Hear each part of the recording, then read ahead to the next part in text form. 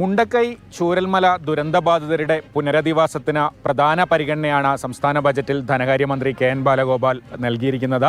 750 കോടി രൂപയാണ് പുനരധിവാസത്തിനായി നീക്കിവെച്ചിരിക്കുന്നത്. ഇപ്പോൾ ഈ ദുരന്ത മേഖലയിൽ നിന്നുള്ള ആളുകളാണ് നമ്മളോടൊപ്പമുള്ളത്. ഇപ്പോൾ പുനരധിവാസം നമ്മുടെ ലിസ്റ്റൊക്കെ വരുന്നേ ഉള്ളൂ, അന്തിമ ലിസ്റ്റ് ആയി എന്ന് പറയുന്നു. ഇപ്പോൾ ഈ ബജറ്റിൽ 750 കോടി വെച്ചു എന്ന് പറയുന്നത് എങ്ങനെയാണ് കാണുന്നതിന്? 750 കോടി വെച്ച വലിയൊരു ആശ്വാസം തന്നെയാണ്. ഇതുവരെ ഒരു ബഡ്ജറ്റ് വെക്കാത്തതല്ലേ, അതിനെ വളരെ സ്വാഗതം ചെയ്യുന്നു. അതോടൊപ്പം തന്നെ എത്രയും പെട്ടെന്ന് ആ വീട് വെച്ച് എല്ലാവർക്കും കൊടുക്കണമെന്നുള്ളൊരു അഭ്യർത്ഥന ഉണ്ട്.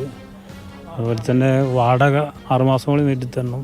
സമിതിയൊക്കെ കുറേ ആയിട്ട് കാര്യങ്ങളൊക്കെ ഉന്നയിച്ച് ഭരണകൂടത്തിൻ്റെ കൂടെ നിൽക്കുന്നുണ്ടല്ലോ. അപ്പോൾ ഈ ബജറ്റ് പ്രഖ്യാപനത്തിന് എങ്ങനെയാണ് കാണുന്നത്? ഞങ്ങൾ സ്വാഗതം ചെയ്യുകയാണ്.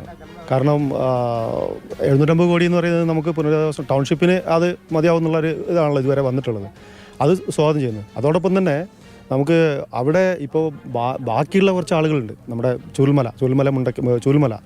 അപ്പോൾ അവരെയും കൂടി ഒന്ന് എന്താ പറയുക, അവിടെ സ്കൂളുകൾ വേണം, ഇതുപോലെ മറ്റ് സൗകര്യങ്ങൾ, റോഡുകൾ, പാലങ്ങളൊക്കെ വേണം. അപ്പോൾ അതിനും കൂടി ഒരു പ്രാധാന്യം കൊടുത്തുകൊണ്ട് അതും കൂടി ഇതിൻ്റെ കൂടെ തന്നെ നടത്തണം എന്നാണ് നമുക്ക് പറയാനുള്ളത്. അതോടൊപ്പം തന്നെ നിലവിൽ ഇപ്പോൾ ഞങ്ങളൊക്കെ ഇവിടെ താമസിക്കുന്ന പല വീടുകളിലും ഈ കറണ്ട് ബില്ല് ഭയങ്കര, നമുക്ക് അവിടെ മിനിമം ചാർജിലൊക്കെ പോയ ആളുകൾക്ക് ഇവിടെ കറണ്ട് ബില്ല് വലിയ ബില്ലാണ് വരുന്നത്.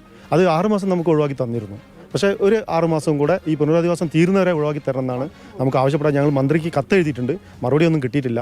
നല്ല പണിക്കൊന്നും പോകാൻ വയ്യ, കയ്യും കാലൊക്കെ പൊട്ടിയിട്ടില്ലേ. ഞാനൊക്കെ ഉരുൾപൊട്ടിയിൽ പെട്ടതാ. ദുരന്തത്തിൽ പരിക്കേറ്റ ആളാണ്. അപ്പോൾ അങ്ങനെ പണിക്കൊന്നും പോകാൻ കഴിയുന്നില്ല. അപ്പോൾ അതിൻ്റെ കാര്യങ്ങളൊക്കെ ഒന്ന് ചെയ്തു തരണം. ഇപ്പോൾ സർക്കാർ 750 കോടി മാറ്റിവെച്ചു ഇന്ന് ബജറ്റിൽ. ഇപ്പോൾ പുനരധിവാസത്തിൻ്റെ പരിപാടിയൊക്കെ നടക്കുന്നുണ്ട്. അപ്പോൾ എങ്ങനെയാണ് ഇപ്പോഴത്തെ ഒരു കാര്യങ്ങൾ എങ്ങനെ കാണുന്നത്? നമ്മൾ സ്വാഗതം ചെയ്യുന്നതിന് പിന്നെ വീടില്ലാത്ത നമ്മളിങ്ങനെ ഇരിക്കുക. ഇതിലിപ്പോൾ നമുക്ക് വാടക വേണ്ട, ഇനിയിപ്പോൾ കറണ്ട് ബില്ല് അടയ്ക്കണമെന്ന് പറയുന്നത്, വെള്ളം കിട്ടൂല എന്ന് പറയുന്നുണ്ട്. അപ്പോൾ അതൊക്കെ നമുക്ക് ശരിയാക്കി തരണം. ഇപ്പോൾ